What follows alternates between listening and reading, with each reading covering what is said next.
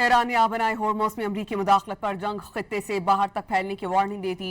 Iran की मुश्तरका फौजी क़यादत ने अमरीका को किसी भी सूरत आबनाए होर्मुज़ में मुदाखलत की इजाज़त न देने का ऐलान किया। तजारती जहाज़ों और ऑयल टैंकर्स को ईरान के मुकर्रर करदा रास्तों से हट कर गुजारने की शदीद मज़ाहमत होगी।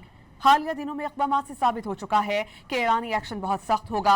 खातिमुल अंबिया सेंट्रल हेडक्वार्टर्स के तर्जुमान इब्राहिम जुल्फ़िकारी का इंतबाह।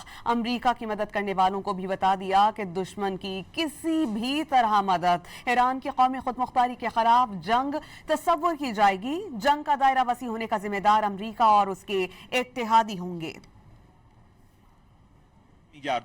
پیرو هشدارهای قبلی به هیچ عنوان به آمریکا اجازه دخالت در مدیریت تنگه هرمز را نمیدهیم و نخواهیم داد.